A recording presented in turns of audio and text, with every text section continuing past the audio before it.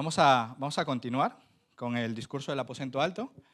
Vamos a abrir nuestras Biblias en Juan capítulo 15, versículos del 9 al 17. Es el pasaje que tenemos hoy por delante.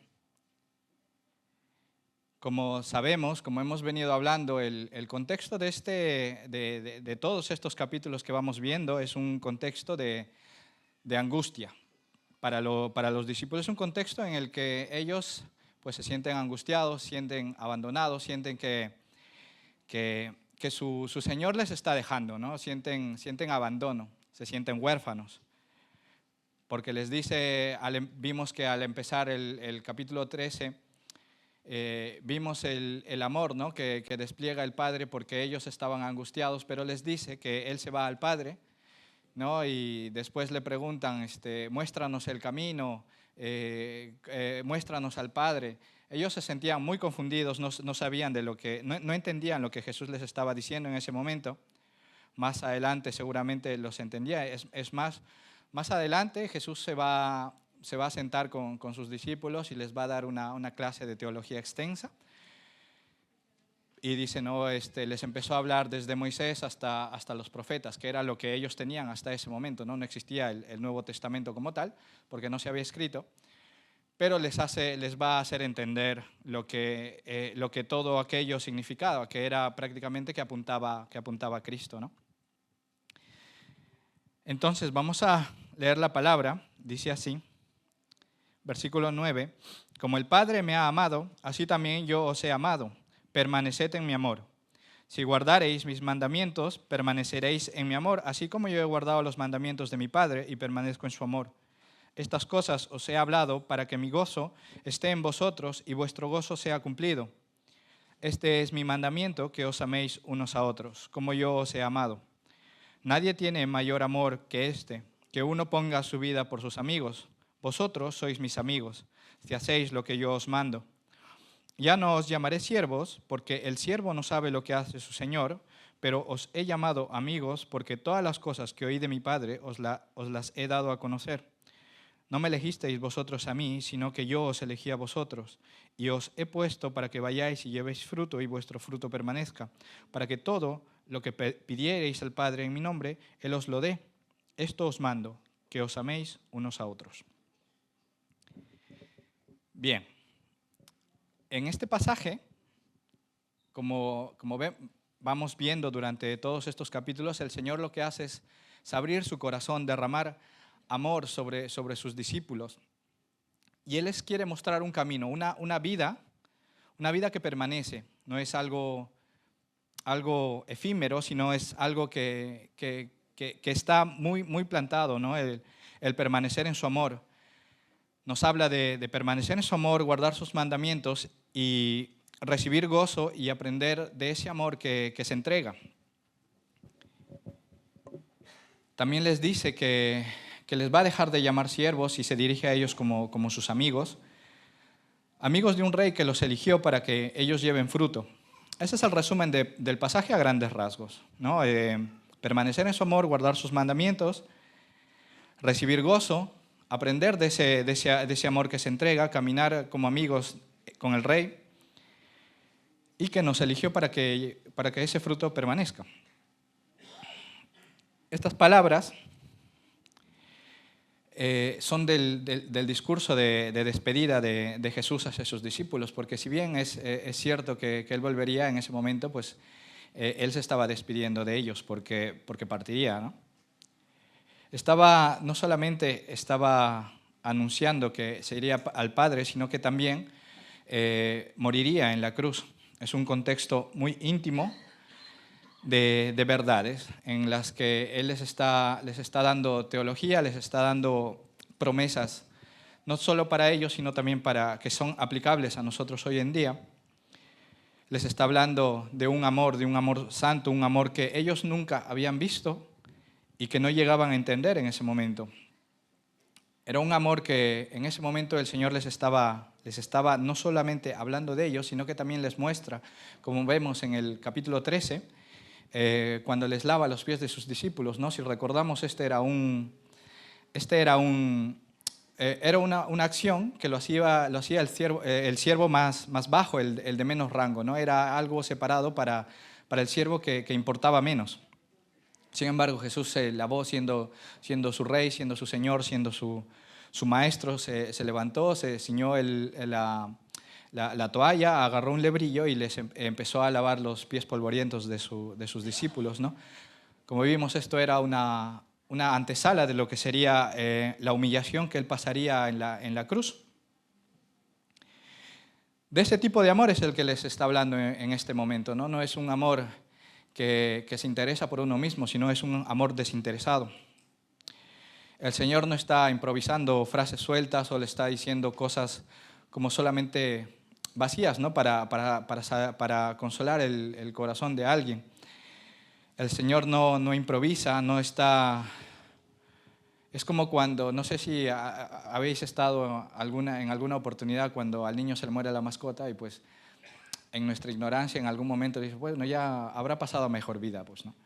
Son palabras muy vacías que no tienen nada que ver con lo que nosotros vemos en la Biblia, ¿no? Pero se lo decimos al niño pues para que se calme, ¿no? Para que no esté afligido. Este no es el caso.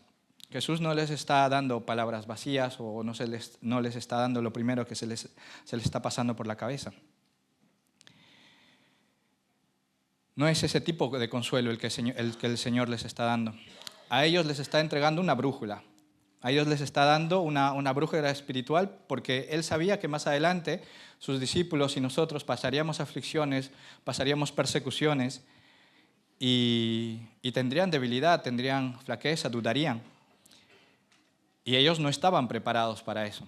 Habían vivido con su Señor, pero no tenían las armas para poder afrontar todo eso. Y lo que se les está dando el Señor pues es eso, la manera de poder afrontar todo lo que se le vendría a ellos más adelante y a nosotros también, porque si somos conscientes y nos examinamos a uno mismo, creo que aquí no hay persona que no haya pasado por una aflicción grande, ¿no? Desde pequeños. Probablemente minimicemos lo que puede estar pasando un niño o un joven, el poder aprobar y poder entrar a la selectividad o que sus padres se estén peleando, se estén divorciando, no, tantas cosas que pueden pasar por la cabeza de un niño o un joven y eso pues a ellos les causa aflicción. Y ya ni qué decir de los adultos, ¿no? Como adultos pues pasamos momentos de crisis económica, de enfermedad, de enfermedad, la muerte de un pariente cercano, ¿no? Y todas estas cosas pues nos afligen el corazón, nos entristan. Y podemos llegar a dudar, nuestra fe puede decaer. Entonces, Jesús nos está dando esta brújula para poder afrontar estos momentos. Esa noche la noche de Pascua, cuando leímos, ¿no? De que en el capítulo anterior vimos de que Judas toma el bocado y al finalizar este capítulo dice y se hizo de noche. Porque daba a entender era como que en el teatro se baja el telón, ¿no? Como si hubiese acabado ahí todo, como si el diablo saliese triunfante de esa sala una vez apoderado de Judas, con la idea de que él tenía todo el control, ¿no? Pero en esa noche, en esa misma noche en que Judas le va a entregar, en que Judas sale pensando de que todo va según como él lo está planeando, en esa noche Cristo enciende una lámpara en el interior de sus discípulos, y no solamente para ellos, sino también para nosotros. Porque ellos ya habían visto, Juan había visto quién le iba a traicionar, ¿no? Le dice a Juan, a quien yo dé el bocado, ese es el que me va a traicionar, y le entrega el bocado a Judas, pues imagínense la reacción y lo que podrían estar pensando él y los demás discípulos en ese momento, ¿no? Muy aparte de toda la aflicción, vimos también de la negación de Pedro y Pedro era uno de los más íntimos de Jesús, ¿no? Y aún así, pues le dice directamente que le va a negar. Y todo esto era muy chocante para sus discípulos. Y en este contexto es en el que Jesús pues les da la brújula, les da una lámpara, les da luz en medio de toda esta oscuridad. No les da técnicas, no les da una palmada en la espalda, les da teología pura, como vimos sobre la Trinidad, sobre la comunión, sobre la iglesia. Les habla sobre comunión, les da teología, no los arma con dureza, sino que en este pasaje les va a hablar con un amor que se refleja a través de la obediencia. Es bastante contradictorio si lo comparamos con nuestros tiempos, ¿no? Actualmente podemos decir de que Estados Unidos tiene la armada más poderosa en el mundo, ¿no? Él podría declarar la guerra a quien le dé la gana y probablemente saldría victorioso, ¿no? Tiene miles de buques, tanques, y ni qué decir de la carne de cañón, ¿no? Los soldados humanos que tiene deben ser miles y miles y miles, ¿no? Entonces ellos podrían afrontar amenazas nucleares, amenazas como el terrorismo y este tipo de cosas, porque son de las armadas más fuertes en el mundo, ¿no? Y ellos podrían defenderse contra estos ataques terrenales. Sin embargo, los discípulos Jesús no se preocupaba por eso, no se preocupaba por los ataques terrenales, sino de la lucha espiritual que ellos iban a tener más adelante y las luchas espirituales que podemos tener nosotros.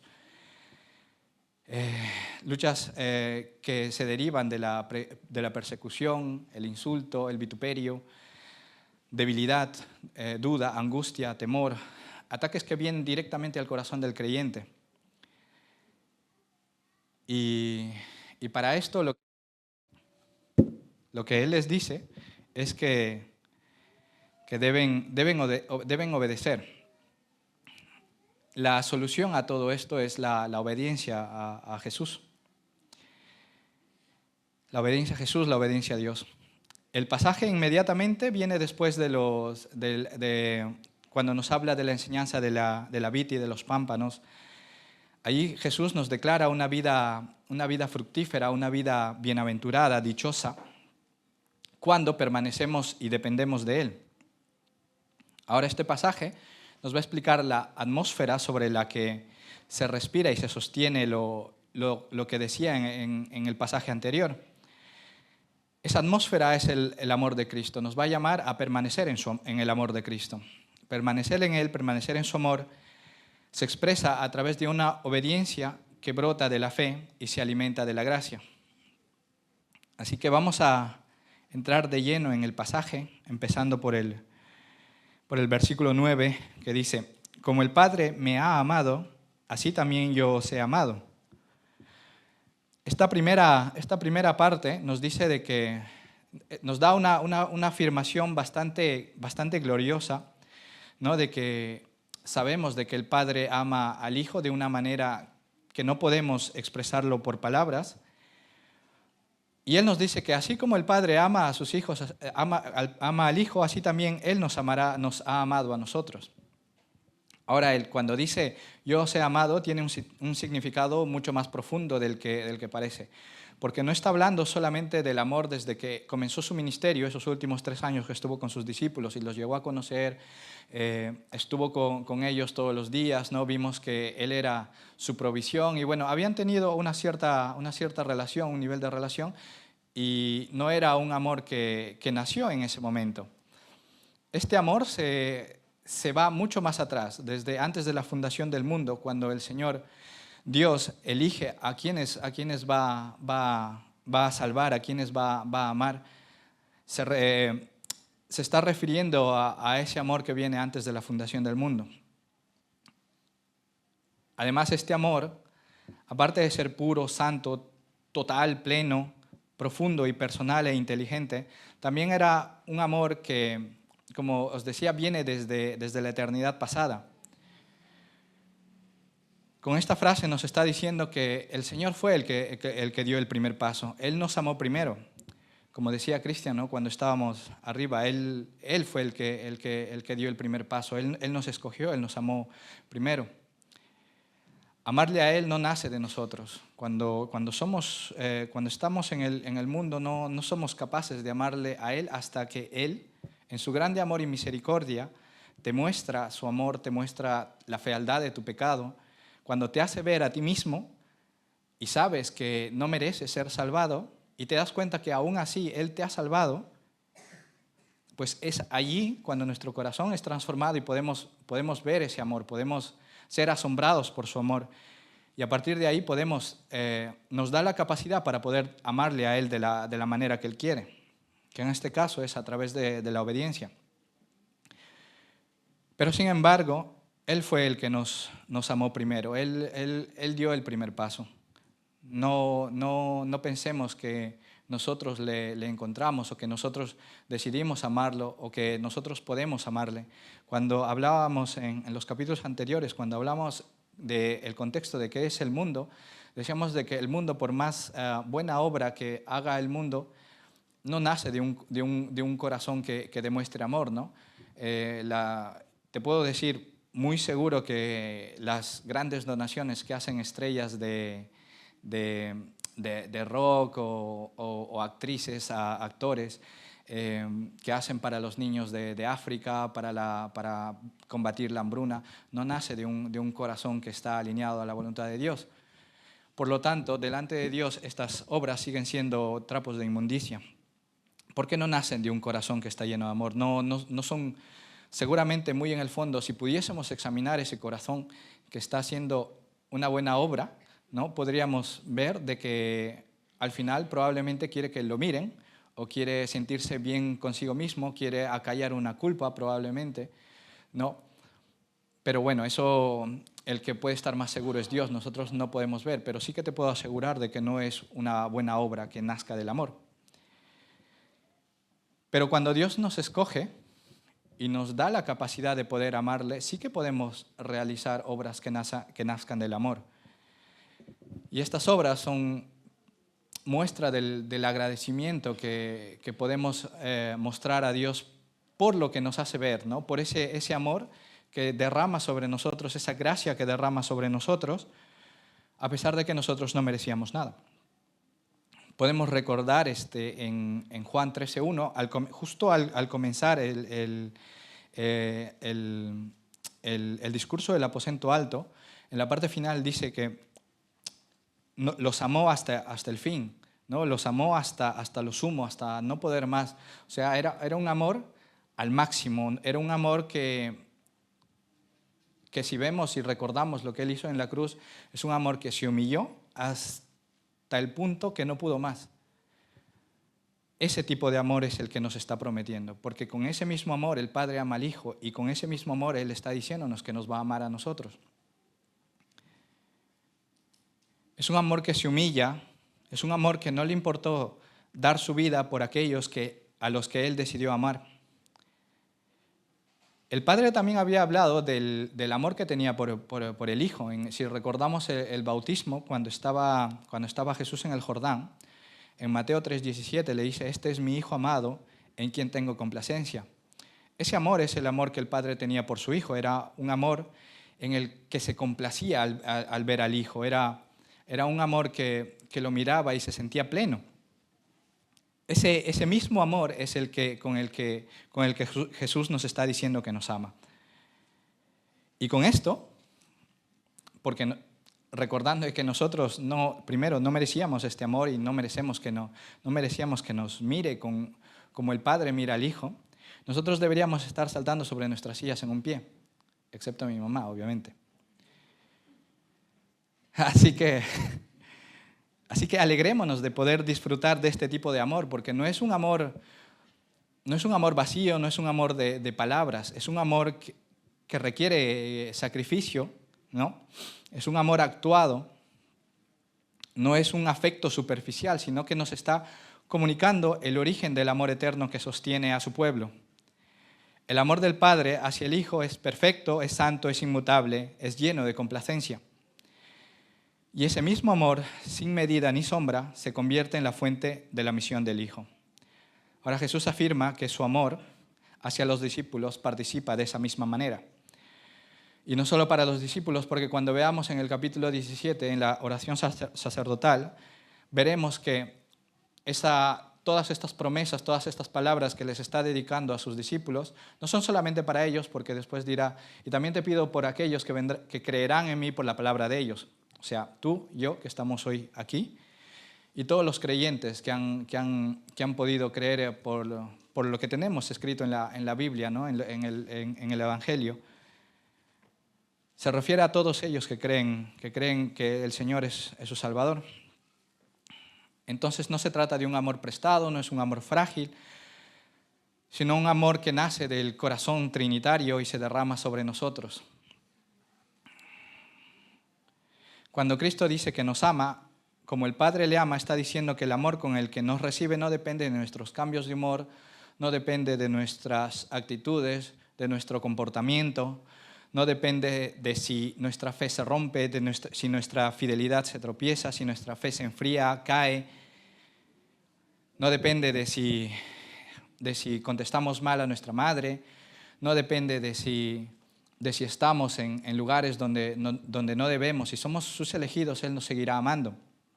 Sin embargo, quiero que tengamos algo muy claro y quiero que lo tengamos muy, muy en nuestra cabeza. Esto no es una carta blanca para hacer lo que queramos, porque decimos, pues si ya me ama, pues puedo hacer lo que me da la gana. Es todo lo contrario. Es porque hemos sido capaces de entender ese amor sacrificial, ese amor que lo da todo, incluso su propio Hijo por nosotros. Es porque hemos entendido eso, que en agradecimiento nos humillamos, obedecemos y demostramos nuestro amor hacia Él a través de nuestra obediencia.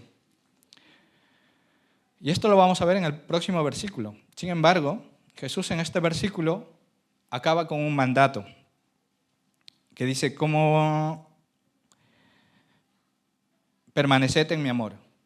No es una sugerencia, no es un si quieres, es una orden. En la Escritura, el hecho de permanecer, la expresión de permanecer no es un acto momentáneo, no es un acto efímero, no es un día me levanto y, bueno, hoy sí voy a obedecer. De eso no es lo que se trata. Se trata de habitar, se trata de quedarse, de echar raíces. La vida cristiana no consiste en visitas esporádicas a Dios. Es una comunión estable, diaria, como nos decía Carlos al principio. Que esto lo aprendimos el martes, ¿no? Los varones lo debemos tener un poco más fresco. Permanecer en el amor de Cristo significa dejar que su amor sea la casa de nuestra alma, el lugar donde se interpretan nuestras circunstancias, donde se vencen los temores y donde se endereza nuestros deseos. Como te dije, no significa que digamos, tranquilo, hoy no me siento que voy a permanecer en su amor, entonces hoy puedo hacer lo que me dé la gana. No, sino que ya mañana oraré, hoy estoy un poco cansado, hoy prefiero dormir un poco más, hoy me gana el cansancio, ya mañana oraré, ya mañana pediré perdón y asunto resuelto, ¿no? Eso no es lo que nos está diciendo. Nos está ordenando a vivir aferrados a Él, unidos a Él, en comunión con Él, en la misma sintonía, para así poder hacer su voluntad y así poder obedecerle. Versículo 10. Si guardáis mis mandamientos y permaneceréis en mi amor, así como yo he guardado los mandamientos de mi Padre y permanezco en su amor. Jesús une el permanecer en el amor con guardar sus mandamientos. Nos presenta una unión entre permanecer y obediencia. El amor no es una emoción libre, ni la obediencia es una disciplina fría no es una disciplina fría sin corazón. En Cristo, amor y obediencia caminan juntos, van de la mano. Los mandamientos que Él nos da, los debemos guardar. Eso es lo que nos está diciendo. Entonces, guardar sus mandamientos no significa que es un pago por el amor o un sacrificio o un esfuerzo que tengamos nosotros para así poder vivir en su amor, sino que todo lo contrario, guardar sus mandamientos, hacer lo que Él nos dice que hagamos, significa poder vivir dentro de ese amor. Y no es la primera vez que nos lo dice. Si recordamos Juan 14:15 también nos dice lo mismo, y esto se va a repetir muchas veces en este capítulo. Nos va a decir, si me amáis, guardad mis mandamientos. Si me amáis, guardad mis mandamientos. No es la primera vez que nos lo dice, ¿Por qué? Porque es algo muy importante. Cuando Jesús repite algo, porque así se le ocurrió, es para volver a llamar nuestra atención, la atención de sus discípulos, porque nuestra mente es frágil, nuestra mente divaga con facilidad, y mucho más si la circunstancia es difícil, ¿no? Cuando tenemos una circunstancia difícil, ¿qué hace nuestra cabeza? Nos enfocamos en nuestra circunstancia, en nuestra situación, buscamos cómo podemos salir de esa situación, buscamos la solución a nuestro problema por nosotros mismos antes de que podamos acudir al Padre. ¿No? Así de frágil es nuestra mente, se va a enfocar en uno mismo en segundos. Entonces, por eso el Señor vuelve a repetir esto, porque es algo que quiere que sus discípulos tengan en mente. Pero sin embargo, esta vez va a ir un poco más allá y nos va a dar un ejemplo, ¿no? Dice, también, si guardáis mis mandamientos, permaneceréis en mi amor, así como yo he guardado los mandamientos de mi Padre y permanezco en su amor. Y qué mejor ejemplo que él mismo, ¿no? Él guardó los mandamientos del Padre y permaneció en su amor, obedeció, siempre hizo la voluntad del Padre, por más difícil que haya sido. Y vamos, que sí fue difícil, ¿no? Recordemos, si no, cuando estaba en el huerto de Getsemaní, angustiado, al punto de decirle a su Padre si es posible que pase de él esa copa, refiriéndose a la muerte por cruz, ¿no? Hasta ese punto él estaba angustiado. Pero sin embargo, se doblegó, se humilló ante el Padre y permaneció en su amor, obedeciéndole y haciendo su voluntad. Él no lo hizo obligado, y te puedo decir desde ya de que cuando lo hizo, él estaba lleno de gozo y de paz. Es contradictorio, entraremos un poco más adelante en eso. El sacrificio voluntario del Hijo en la terrible muerte de cruz es sin duda la manifestación más gloriosa de esa obediencia. Y aquí nuestro mejor ejemplo. Él obedece al Padre manifestando que Él permanece en el amor del Padre porque guarda los mandamientos y hace su voluntad sin importar la dificultad que ello conlleve. También manifiesta el amor que tiene hacia nosotros, aquellos escogidos por el Padre por los cuales Él entregó su vida voluntariamente. No nos equivoquemos, Él no dijo, Él no apechugó, como dicen aquí, Él no agarró y dijo, bueno, pues si es lo que queda, pues voy y tiro, ¿no? Él no fue algo que Él dijo, pues bueno, ya que estamos, ya lo acabo, ¿no? O bueno, pues si no queda de otra, ¿qué voy a hacer? Él se entregó voluntariamente, obedeciendo al Padre de manera gozosa. En ese momento, Él era dichoso, Él era completamente feliz, porque nos va a decir de que cuando nosotros guardamos los mandamientos del Padre, tendremos una vida fructífera, una vida dichosa, una vida bienaventurada. Y si no, podemos volver a leer los capítulos anteriores, el capítulo anterior en el que justo cuando le está diciendo guardad mis mandamientos, les dice que tendréis esta vida. Entonces, por eso te puedo asegurar de que cuando Él se dirigía a la cruz y Él obedecía a su Padre, no se iba con tristeza, no se iba con dolor en el corazón, se iba gozoso, porque estaba obedeciendo al Padre.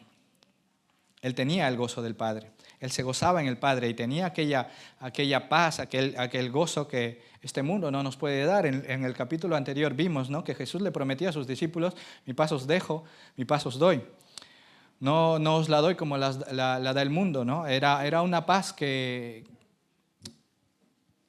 como explicábamos en ese capítulo, no era una paz que se basa en alejarse del ruido, en alejarse del trabajo, de la familia, en irse a caminar por el bosque o en irse de vacaciones y disfrutar todo el día. No está hablando de esa paz, sino que está hablando de una paz, de un gozo, que a pesar de la circunstancia difícil, a pesar de la enfermedad, a pesar del sufrimiento, se puede reflejar gozo en la vida de Jesús, que era ese momento, ¿no? Ese momento es donde nosotros podemos encontrar el mejor ejemplo. Él estaba angustiado porque él se dirigía a la cruz y él lo sabía, no era algo que le tomaba por sorpresa, y aún así él era gozoso y tenía paz en su corazón. Y Él nos llama a tener ese tipo de gozo y paz. Su obediencia no fue un esfuerzo, no fue algo que como si estuviese cargando una carga pesada en su espalda, ¿no? Y estuviese jalando. Tampoco buscaba lograr una aceptación. Fue la expresión perfecta de su comunión con el Padre. Por eso el discípulo debería aprender a obedecer a Cristo. El obedecer a Cristo no era perder su libertad, sino encontrar el camino de la vida, de la dicha. La obediencia cristiana nace de la gracia y se sostiene por la presencia del Espíritu. En la práctica, o sea, aquí, la obediencia del discípulo o de nosotros es el lenguaje del amor. Cuando el corazón ha sido alcanzado por Cristo, desea agradarle, no por miedo, sino por reverencia. ¿No? Cuando estamos en el trabajo, obedecemos porque el jefe es el jefe, no mayormente. O sea, porque si no le obedecemos, tenemos miedo de quedarnos sin trabajo probablemente y pues ahí empiezan las crisis y todo esto, ¿no? Pero no era ese tipo de servicio al que está reflejando acá, sino que era un servicio que nacía de la gratitud y de la adoración al Padre. La obediencia se vuelve una respuesta, es un acto reflejo de permanecer en Cristo, de permanecer en su amor, de estar unido a Él. Allí donde el Evangelio se recibe de verdad, el pecado deja de ser un juego, la santidad deja de ser una carga ajena y se vuelve una aspiración. Permanecer en el amor de Cristo produce una nueva manera de vivir, con nuevas prioridades, con nuevos afectos, un nuevo yo y con una nueva mirada hacia el pecado. Ya no es algo que cometemos y que ya está, pues no, ya lo hice. Cuando escribía esto había una frase que recordaba en mis amigos de la universidad. Decían, es más fácil, o sea, ¿cómo era? Es más fácil pedir disculpas que pedir permiso, ¿no? Se refleja perfectamente el estado de sus corazones en ese momento, y el mío seguramente, porque en ese tiempo muchos de nosotros éramos bastante rebeldes. Este pasaje también corrige dos errores comunes.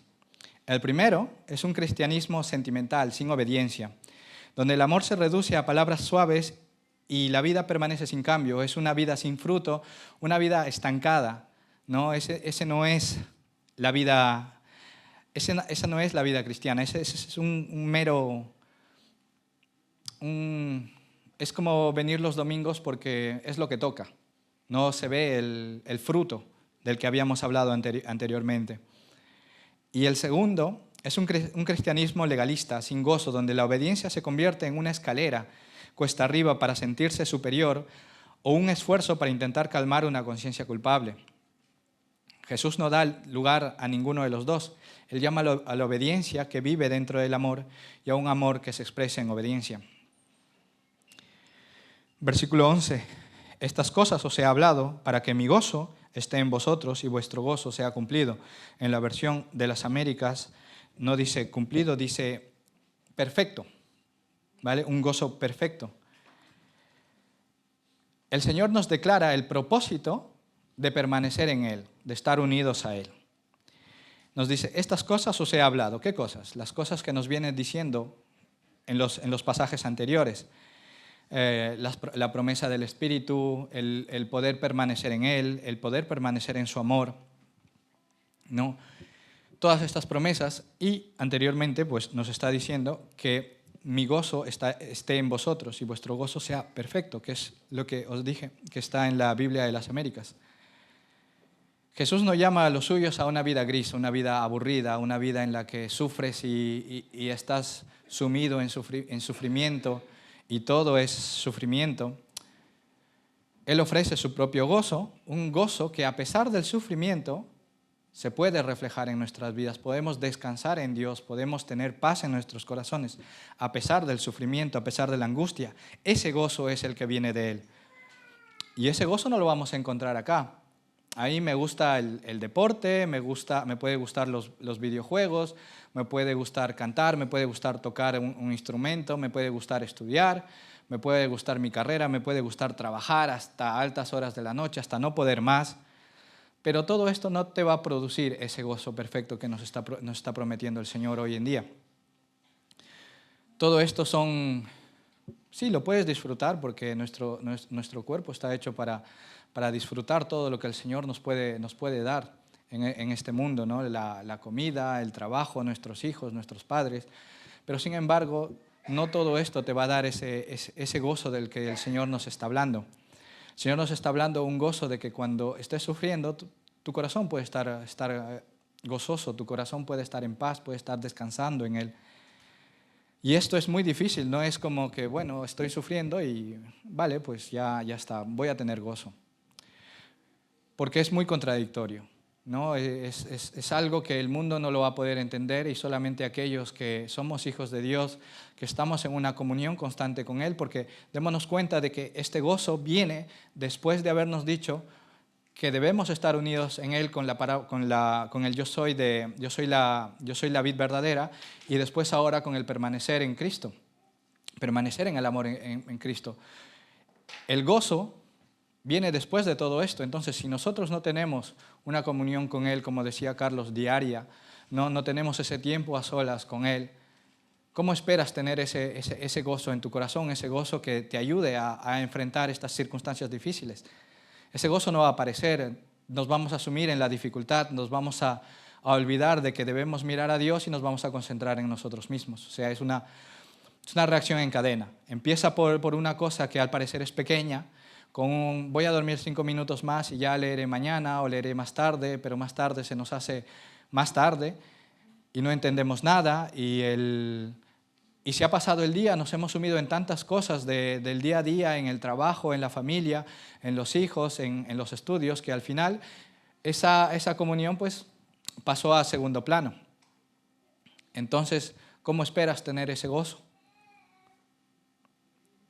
El gozo de Cristo es el fruto de una comunión con el Padre, de una conciencia limpia, de un propósito obediente y de una esperanza firme.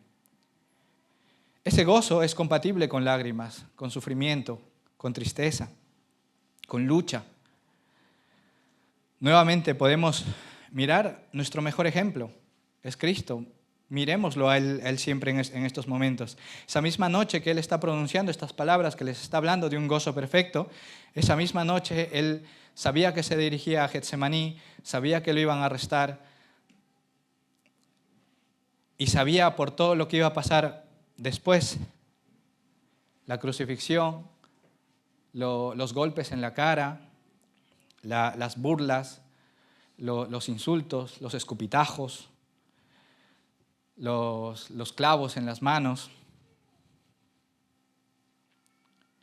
Él conoce el dolor, el rechazo, la cruz. Sin embargo, su vida no estaba vacía.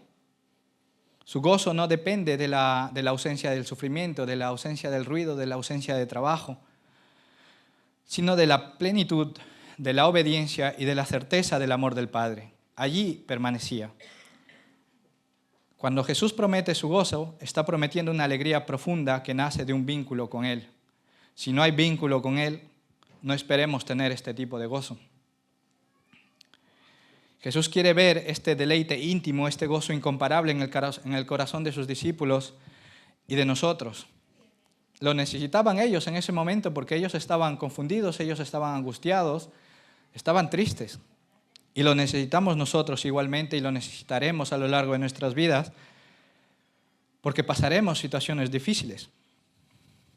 Nosotros no somos diferentes de sus discípulos, también pasamos por angustias. Además, Jesús no estará satisfecho sino hasta que la copa de ese gozo sea llenado por completo, hasta el borde. Jesús nos promete ese amor, un amor perfecto, un gozo perfecto, su gozo. Este gozo se perfecciona cuando el discípulo vive bajo la voluntad de Dios, obedeciéndole, alineado al corazón del Padre, al corazón del Hijo. No se trata de un mecanismo automático, sino de una realidad espiritual, es una vida, un tipo de vida a la que Él nos está llamando. La desobediencia roba claridad, debilita la comunión, produce esclavitud interior. En cambio, la obediencia abre el corazón a la paz y al gozo del Espíritu. El gozo del cristiano no se fabrica, se recibe. no es algo que te van a hacer de ti, sino que es algo que nos lo da Él. Es algo que se cultiva y que se persevera en la permanencia del amor de Cristo. Así que vamos a pasar a los siguientes versículos. Como vemos, Jesús nos está hablando cuál es el propósito de estar unidos a Él como la vid verdadera, el propósito de permanecer en su amor, y ahora nos va a dar un mandamiento. Versículo 12, este es mi mandamiento, que os améis unos a otros como yo os he amado. Jesús resume todo lo que estaba hablando, toda esta enseñanza, en un mandato que ocupa el centro de la comunidad cristiana. Que os améis unos a otros como yo os he amado. Tampoco es la primera vez que lo menciona. Si regresamos a Juan 13, versículo 34, dice así su palabra: un mandamiento nuevo os doy, que os améis unos a otros como yo os he amado, que también os améis unos a otros. El amor cristiano no es una opción secundaria, ni una virtud entre muchas. En el discipulado de Jesús, el amor fraternal es una evidencia esencial. La medida del amor no es nuestra cultura. Quiero decir que no debemos buscar cómo amar en nuestra sociedad, en nuestro colegio, en nuestro trabajo, ni incluso dentro de nuestro matrimonio. Ese no debe ser nuestra vara de medir de cómo debemos amar. No dependerá a lo que nos está llamando, es a que nos demos cuenta de que la medida de ese amor es como Cristo nos amaba. Un amor que no depende de nuestros temperamentos, que no depende de nuestras simpatías, no depende de nuestras acciones. La medida es Cristo. Él dice, como yo os he amado. El amor de Cristo es un amor proactivo. Muchos ponen, yo me acuerdo que ponía, cuando recién estaba buscando trabajo, ponía, soy proactivo, ¿no? Y no sabían ni lo que significaba. Obviamente después lo aprendí, ¿no? Proactivo es alguien que da el primer paso, ¿no? Y como estuvimos leyendo, Dios dio el primer paso, Él nos eligió y nos amó primero. El amor de Cristo es un amor proactivo, un amor que sirve, un amor que se humilla, un amor que perdona, un amor que busca el bien de otro, un amor que sostiene al débil, que corrige con mansedumbre y que permanece cuando el costo crece. El Señor lleva esa medida en su máxima expresión. Esta es la medida con la que debemos amar y esto es lo que nos está pidiendo. Porque nada más al empezar este versículo, no nos dice que es una sugerencia, no nos dice que es algo que si se te antoja, nos dice un mandamiento nuevo. Este es mi mandamiento. ¿No? Es un mandamiento que nos está dando el Señor. Y si es tu Señor, es tu Rey, deberías obedecer.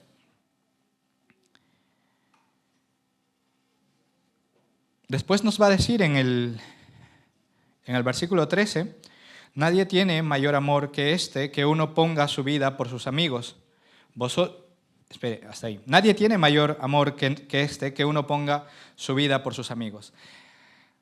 Jesús, ya que ellos estaban con la cabeza probablemente en otro lado y no estaban entendiendo, Jesús va a llevar ese amor que les está explicando, que les está diciendo, como yo os he amado, así tienen que amar vosotros, les va a hacer entender de otra manera, siendo más explícito, diciéndoles directamente de qué amor está hablando. Y les dice, nadie tiene mayor amor que este, que uno ponga su vida por sus amigos.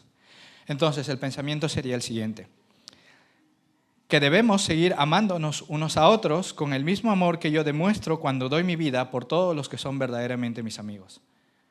Y esa vida Él la estaba dando en la cruz.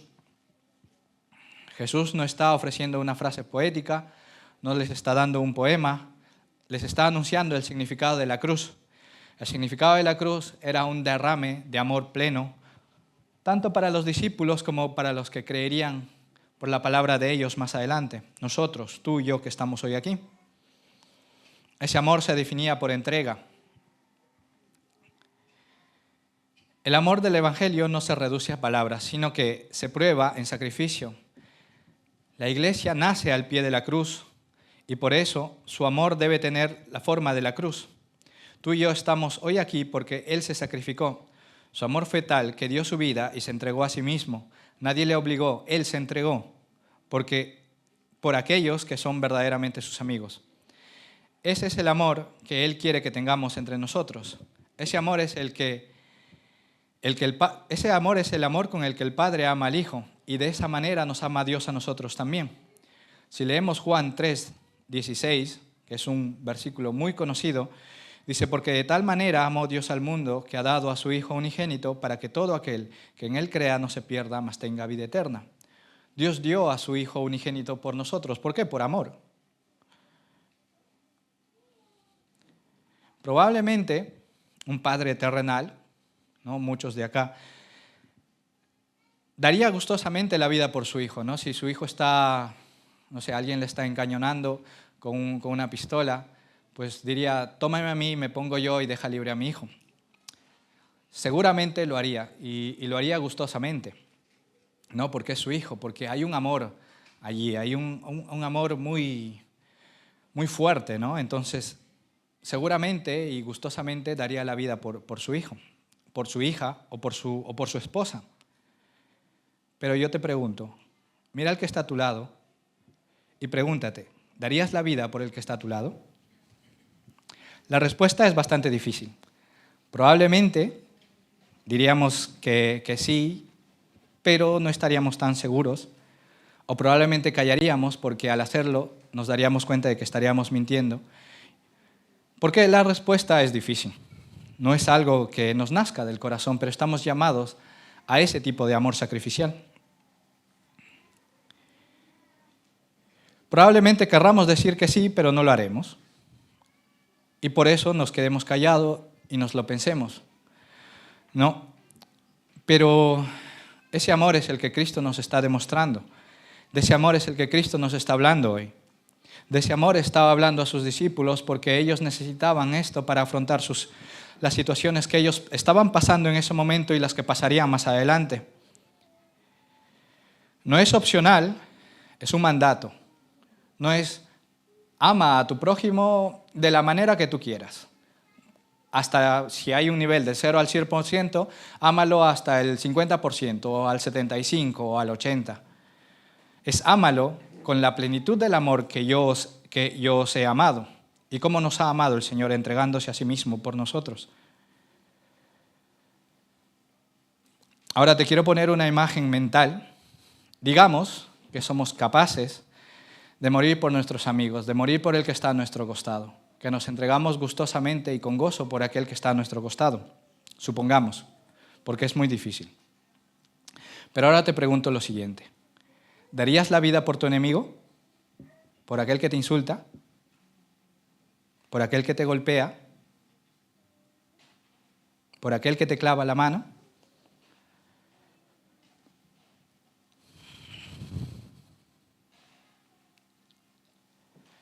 Si la primera pregunta era difícil, esta ya es imposible de responder.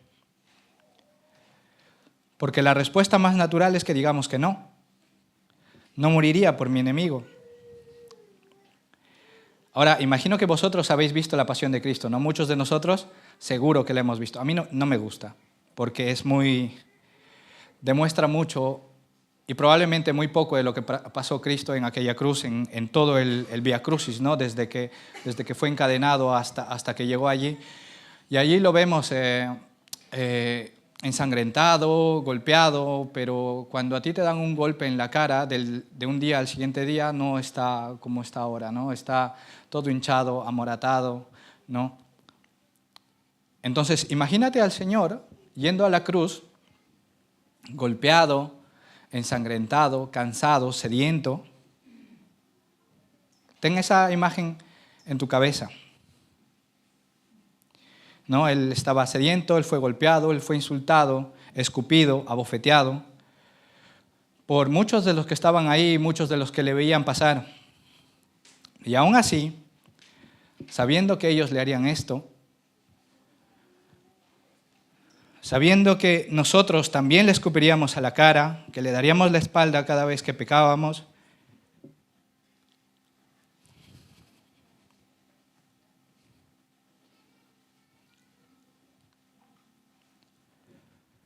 aún así también Él se entregó por nosotros.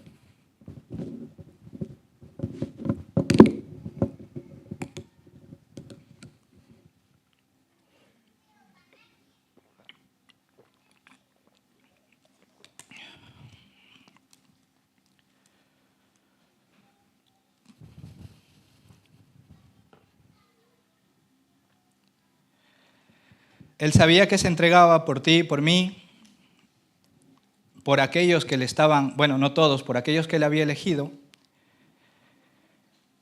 Y Él no estaba pensando en esa piedra que le estaba cayendo, Él no estaba pensando en ese escupitajo.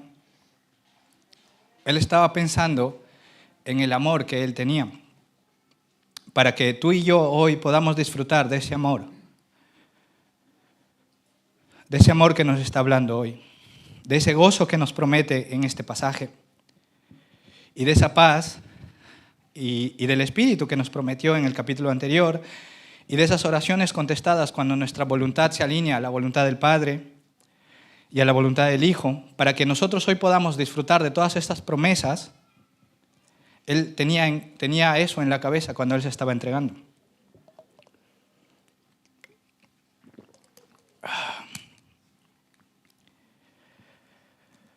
Porque nosotros también fuimos sus enemigos en un tiempo.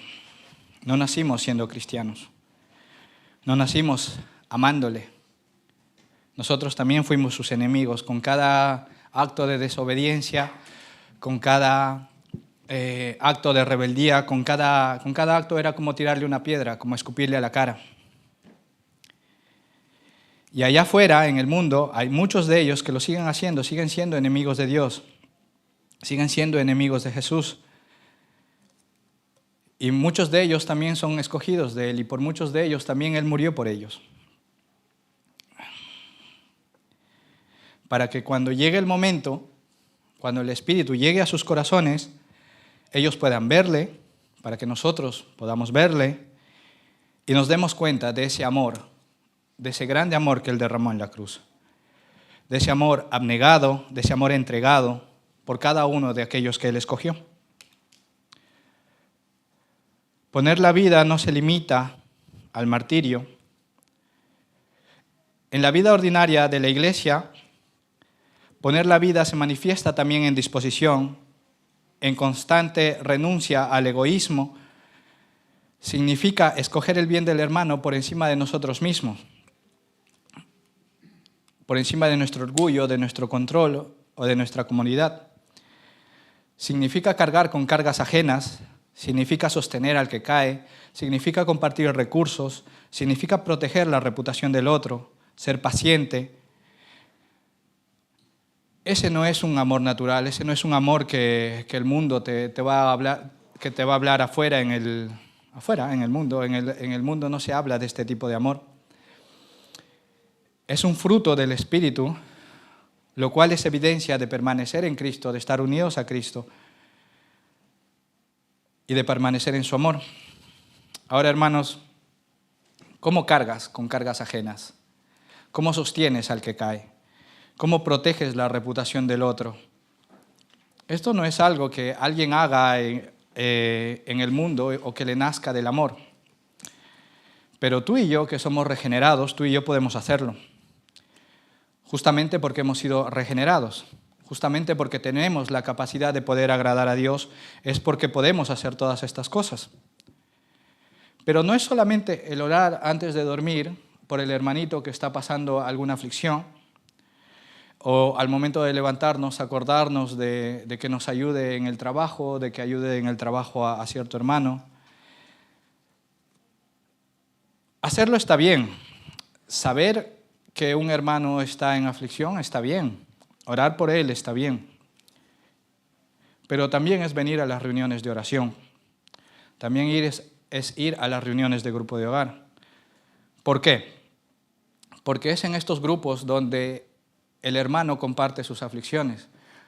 Los grupos de hogar son grupos en los que los hermanos abren sus corazones a los otros miembros del grupo para que puedan conocer sus batallas, sus luchas, sus aflicciones, ¿no? Cómo la palabra está tratando con sus corazones, cómo les está hablando Dios a cada uno de ellos, para que vosotros podáis orar por ellos de la misma manera. Pero si no vamos, no asistimos a la oración, no sabemos las necesidades de la iglesia, ¿cómo esperas cargar las cargas ajenas?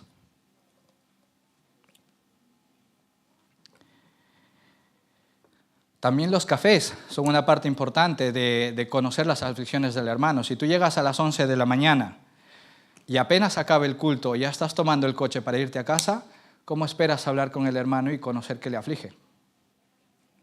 ¿Cómo te vas a enterar si no eres iglesia?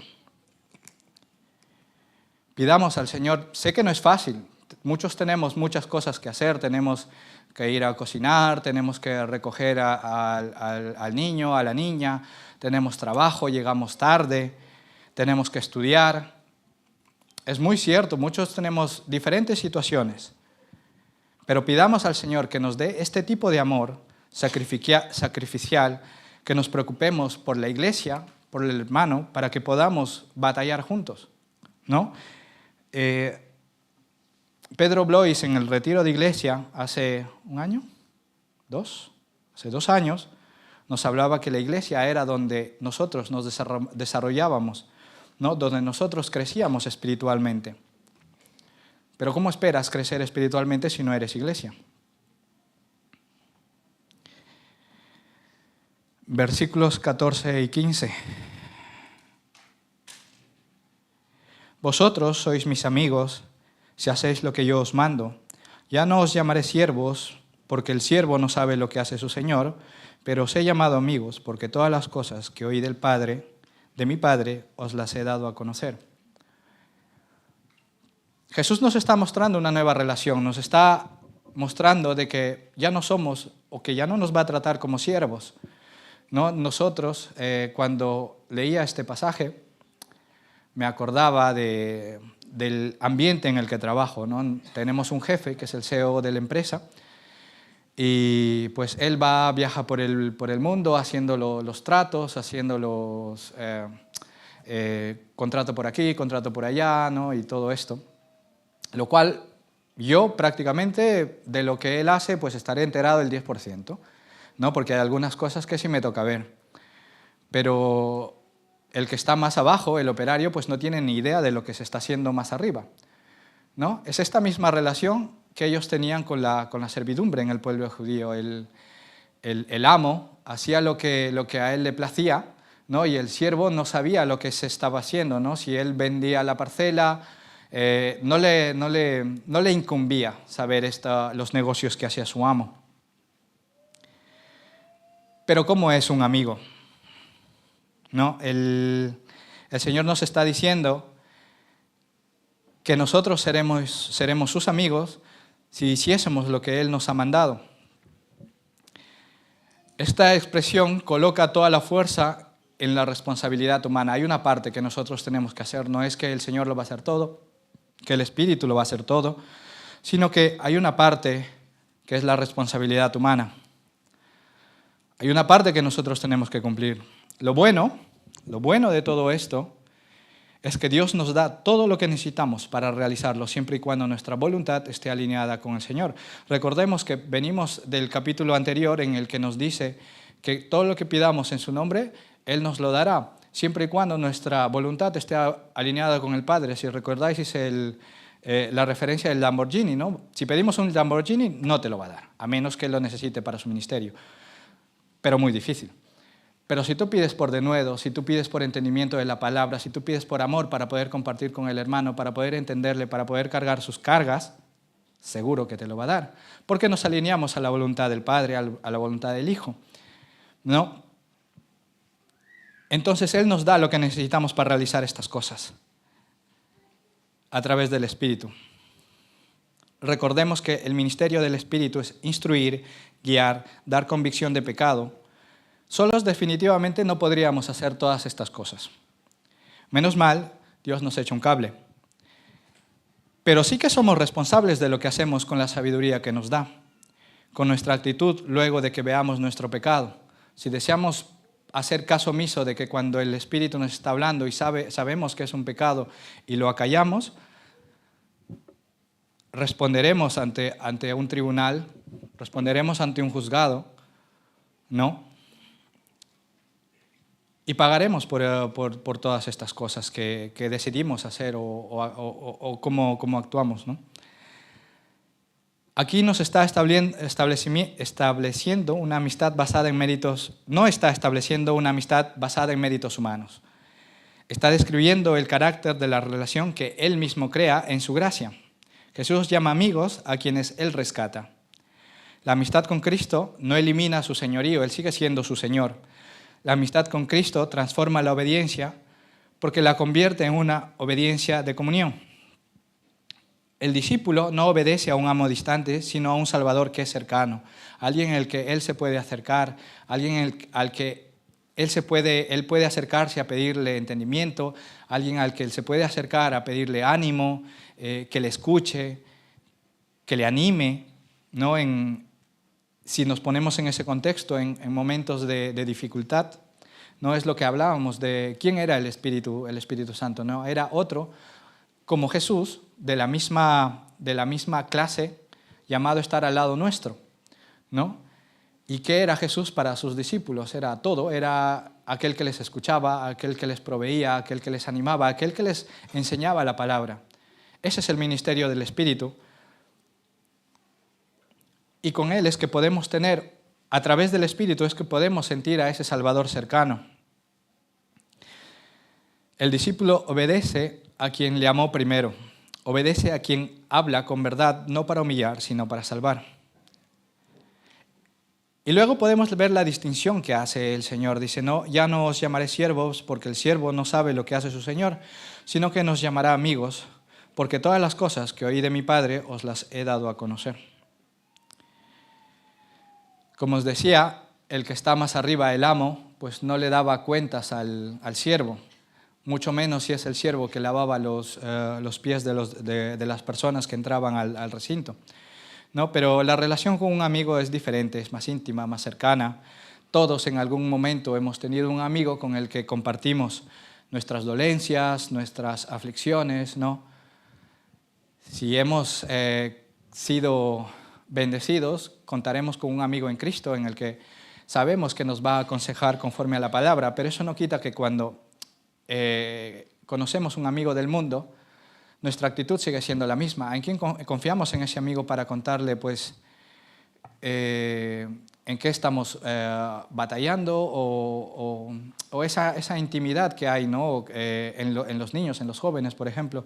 ¿Quién le llama la atención? ¿Qué ha pasado en su casa? ¿No? O que los padres no tienen una buena relación y que él se siente afectado, o incluso las dudas que tiene en su cabeza, ¿no? Y es una relación más íntima. El amigo suele ser el confidente.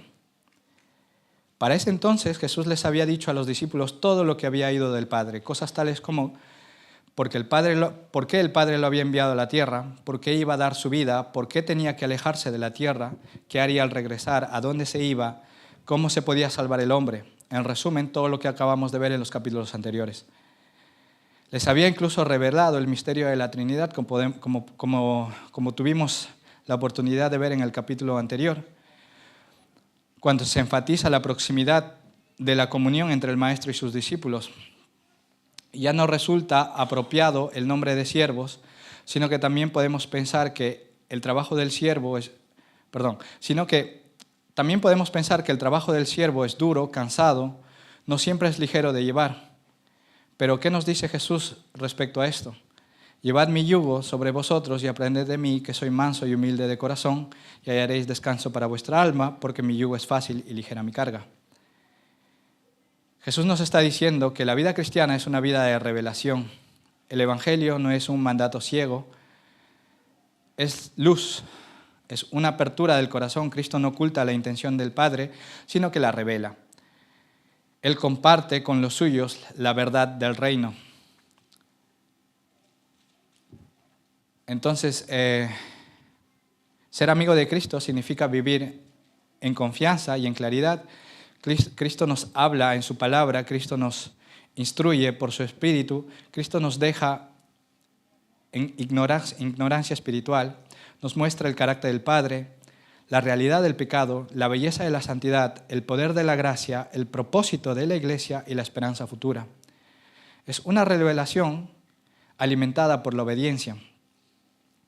El discípulo obedece entendiendo, adorando, siendo moldeado por la verdad.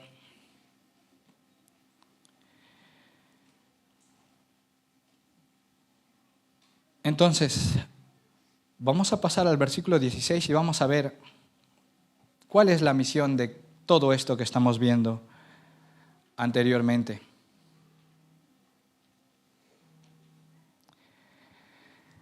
Versículo 16. No me elegisteis vosotros a mí, sino que yo os elegí a vosotros y os he puesto para que vayáis y llevéis fruto y vuestro fruto permanezca, para que todo lo que pidiereis al Padre en mi nombre, Él os lo dé. Jesús continúa con una afirmación que humilla el orgullo y consuela el corazón al mismo tiempo. Él nos dice, no me elegisteis vosotros a mí, sino que yo os elegí a vosotros. Aunque los discípulos son amigos de Cristo, esto no quiere decir que estén en el mismo nivel con Él. Como os decía antes, no quita ser amigo de Cristo, no quita que Él deje de ser su Señor, seguía siendo su Señor, seguía siendo una autoridad para ellos. La amistad de la que Jesús habla es diferente. Primero, es unilateral en su origen. No se produjo por un acercamiento gradual de ambos lados, es decir, de nosotros con Cristo, como ocurre muy a menudo en los colegios o en el trabajo, ¿no? Es cuando encontramos un amigo, nace de un acercamiento con esta persona. De eso no nos está hablando Jesús, sino que es una amistad que la produjo solo Jesús.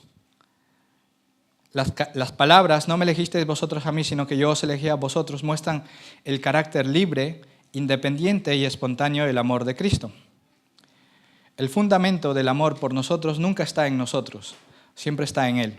Porque incluso, aparte de su amor por nosotros, Dios es amor y Dios es amor en su misma esencia. Y esto lo podemos encontrar en muchos versículos. Leeré alguno de ellos. Deuteronomio 7, 7 y 8 dice, no por ser vosotros más que todos los pueblos os ha querido Jehová y os ha escogido, pues vosotros erais el más insignificante de todos los pueblos, sino por cuanto Jehová os amó, os ha sacado con mano poderosa. Isaías 48:11 dice, por mí, por amor de mí mismo, lo haré. Y Oseas, que es el que más me gusta, Oseas 14:4 dice, yo sanaré su rebelión, los amaré de pura gracia. El Señor recuerda a sus discípulos que el inicio de la vida con Dios no nace de una decisión autónoma del ser humano, no nace en nuestros corazones, sino es una iniciativa misericordiosa de Cristo. La gracia no es una respuesta de lo que el ser humano puede hacer o puede ser capaz de hacer. La gracia es el primer movimiento de Dios hacia los pecadores incapaces de salvarse. Esta elección no es un privilegio vacío. Jesús dice que los escogió y los puso para que vayan y lleven fruto y que su fruto permanezca. La elección conduce a una misión. Él nos elige para algo. Y la misión es que llevemos fruto y que ese fruto permanezca. El amor de Cristo no es para que se encierre en un círculo privado o dentro de la iglesia, sino que lo envía más allá. Primero en el corazón, en el hogar, en la iglesia local y en el mundo. Porque como os dije anteriormente, allá afuera también hay gente que sigue enemistada con Dios, sigue escupiéndole a Dios con cada acto que hace, y muchos de ellos también son escogidos suyos. Pero ¿cómo le llegará la palabra si nosotros no llegamos a ellos? El fruto que permanece incluye el carácter transformado, el amor obediente, la perseverancia en la fe y la edificación de la iglesia. Cuando Cristo salva, también llama. Cuando Cristo ama, también envía. Permanecer en su amor produce una vida que deja huella. El otro día en nuestro grupo de hogar compartí sobre un amigo mío que cuando yo estaba alejado del Señor, él me agarraba, o sea, me llamaba para poder ir a la iglesia, me buscaba para poder ir a la iglesia. Nosotros nos conocíamos desde muy pequeño, creo que desde los 7, 8 años, Y bueno, él había permanecido en la iglesia, había permanecido en Cristo, y él pues siempre me buscaba. Estábamos en la capital, pero bueno, yo estaba alejado y a veces iba porque en mi corazón sentía de que él pues era mi amigo y pues le voy a hacer el favor, decía todavía. Entonces iba a la iglesia, ¿no? Pero estaba con una actitud de manos cruzadas, se podría decir, porque iba muy probablemente para hacer sentir mejor, o sea, hacer sentir bien al amigo, más que yo para escuchar la palabra.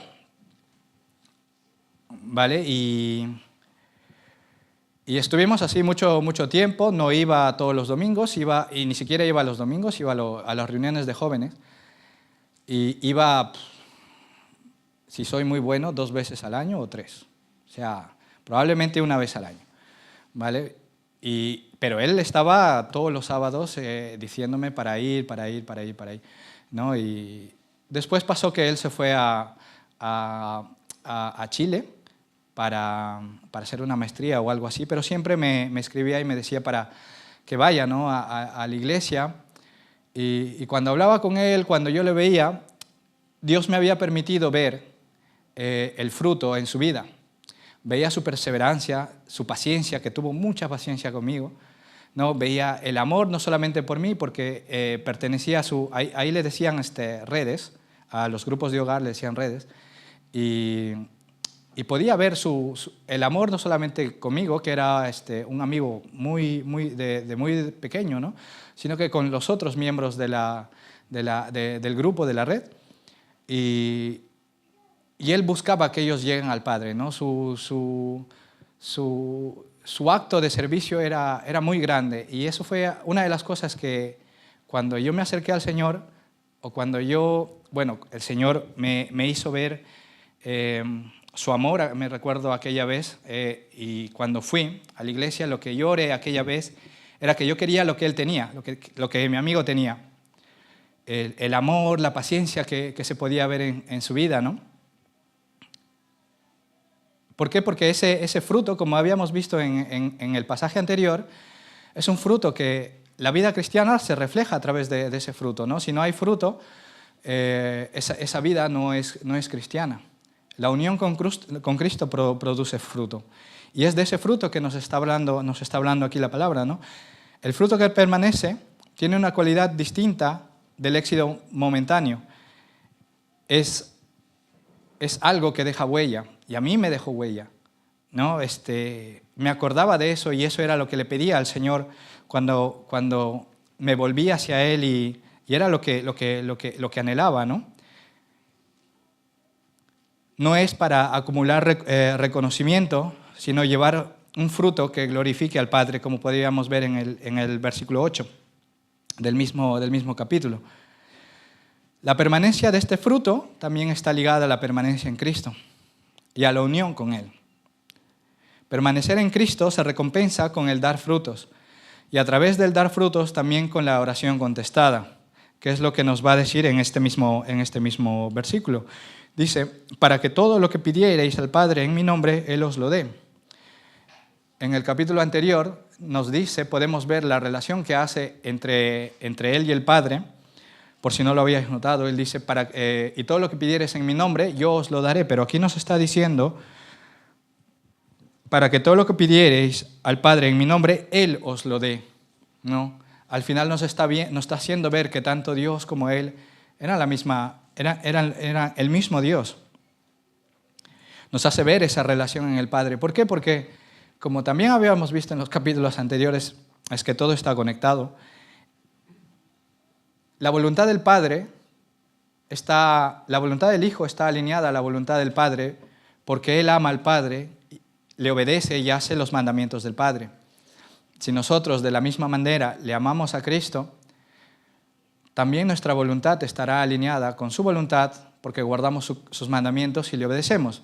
Entonces, es como un trencito.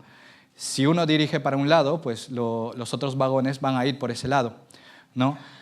Si la voluntad de Dios es ir por este camino y no por este camino, La voluntad de Cristo también es que nosotros vayamos por este camino y no por este camino, y nosotros amamos a Cristo, nuestra voluntad tiene que ser que vayamos por este camino y no por este camino.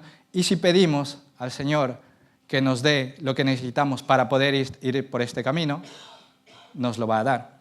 Eso es lo que se refiere a la oración contestada, no a la oración eficaz. El verdadero discípulo pide fruto porque ese fruto complace a Dios, glorifica a Dios. Pide a Dios que le dé lo que está de acuerdo a su voluntad en total armonía con su revelación. Jesús enlaza la misión que habíamos visto, que es el llevar fruto, con la oración, para que todo lo que pidamos en su nombre, el Padre nos lo dé.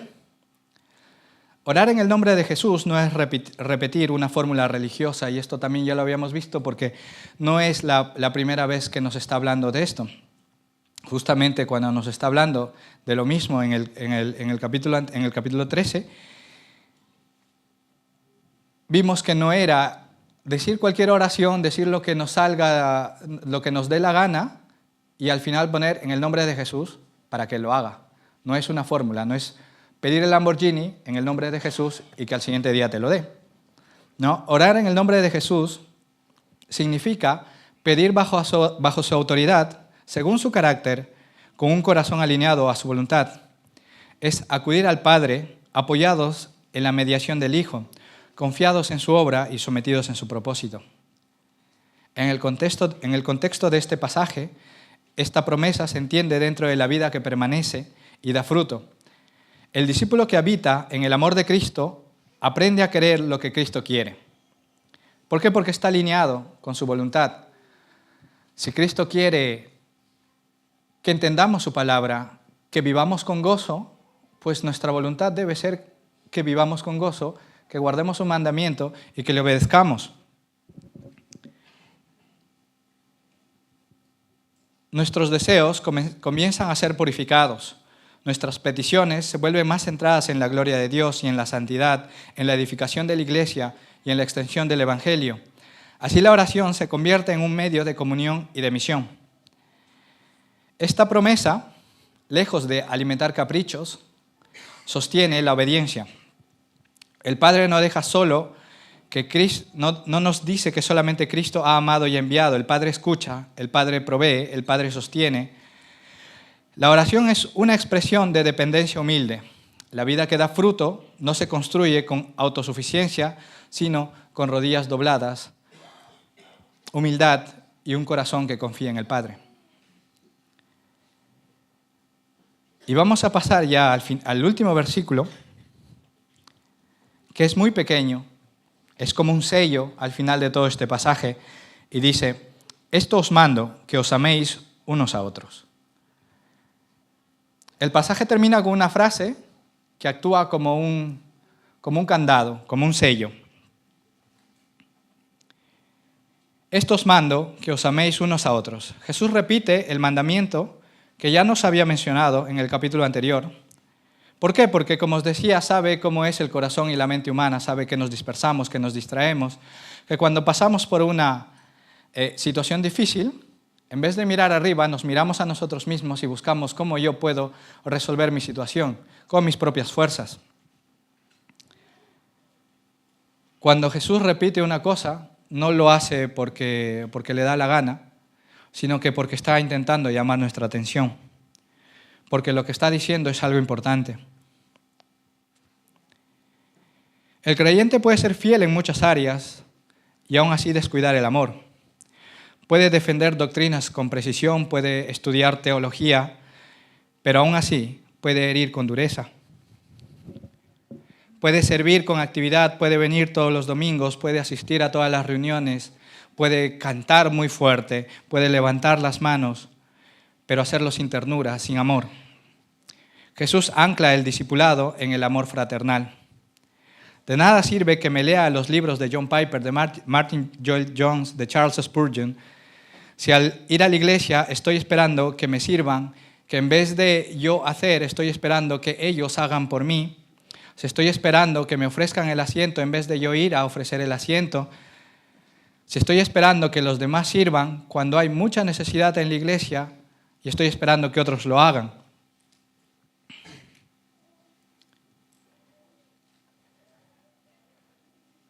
Conocer la teoría está bien, leer estos libros está bien, estudiar teología está bien, pero si marchas al acabar el culto, si no sirves en la iglesia, si no te das por el otro, si no cargas las cargas ajenas, ese dinero es un dinero desperdiciado. Mejor ahórratelo para la gasolina, ya que está ahora mismo por las nubes, ¿no? La iglesia es el taller donde se aprende este amor. Allí se prueba la paciencia, la humildad, la verdad hablada con mansedumbre, el perdón repetido, la unidad en medio de diferencias. Y esto es algo que vamos a tener en el retiro de iglesias, porque no todos pensamos iguales, no todas las iglesias son iguales, ¿no? Tenemos muchas cosas en las cuales estamos muy ancladas en el Señor, pero tenemos diferencias en muchas cosas. No todos pensamos iguales, incluso dentro de nuestra iglesia. Nadie piensa igual que el otro. Y allí se prueba nuestra paciencia, allí se prueba nuestra humildad, allí se prueba nuestro acto de servicio, allí se prueba nuestra unidad en medio de diferencias.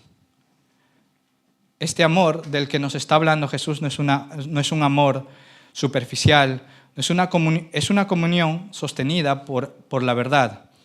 Amar como Cristo incluye cuidar la santidad del hermano, incluirlo, restaurarlo cuando cae y caminar con él hacia la luz. Hermanos, este pasaje ofrece consuelo y confrontación.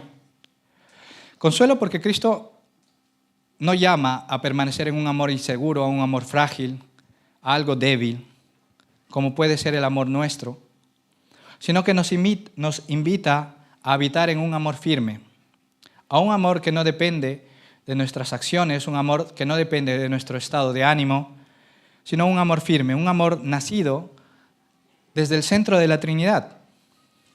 Pero también nos da confrontación, porque permanecer en ese amor no es compatible con las indiferencias a los mandamientos de Cristo.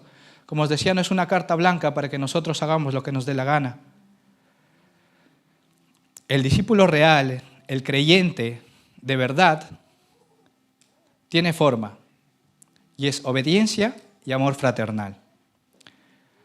La vida cristiana, según Jesús, no se sostiene por un entusiasmo pasajero, no es algo efímero, no es yo me levanto hoy día, oro, y al día siguiente pues no oro porque quiero dormir 5 minutos más, no quiero leer su palabra porque bueno, ya he leído lo mismo, ya me sé de qué va el pasaje. ¿No? O bueno, ya leo más tarde, después, primero iré al trabajo probablemente porque tu trabajo es lo más importante. Su amor no depende de esas actitudes nuestras. Permanecer en su amor es permanecer en la verdad de su palabra, en la dependencia de la oración y en la práctica del amor. Allí se recibe el gozo de Cristo, un gozo que no depende de circunstancias favorables, de sufrimiento, de angustias, sino de una comunión viva, de una comunión diaria con Cristo. Como os dije antes, no esperemos que ese gozo, esa paz esté en nosotros si nos acordamos de Dios al final del día o solamente los domingos. Este texto también ilumina el corazón del Evangelio. El amor de Cristo se define por la cruz.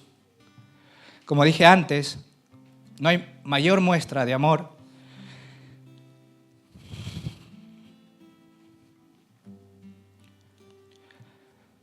No hay mayor muestra de amor que lo que hizo Jesús en la cruz. Cuando entendamos eso, a partir de allí nacerá en nuestros corazones el agradecimiento.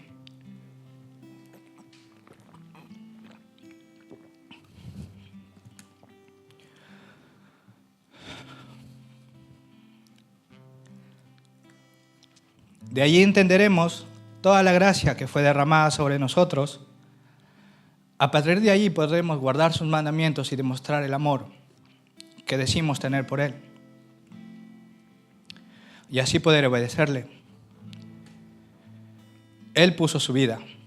El cristiano, el creyente, no tiene mérito alguno. Todo fue por gracia. Cristo eligió, Cristo llamó, Cristo reveló, Cristo entregó su vida. ¿Qué hicimos nosotros? Nada. Pero sí que podemos hacer algo. Podemos hacer algo después de entender la magnitud de este amor. Cuando entendemos el nivel del amor demostrado en esa cruz, entonces podemos agradecerle, entonces podemos amarle. Por eso el llamado final de este pasaje no es primero a hacer, sino a permanecer. A permanecer en Cristo, en confiar en Cristo, en depender de Cristo, en recibir de Cristo y entonces vivir como quien ha sido amado.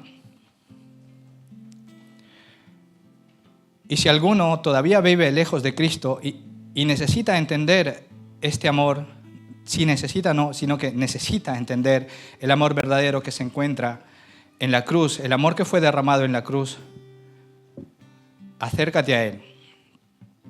Acércate a Él, porque el amor que puedes encontrar en el mundo, el amor que puedes encontrar incluso en tu familia, no es un amor perfecto. No encontrarás amor perfecto, no encontrarás gozo perfecto, no encontrarás paz perfecta fuera de Cristo.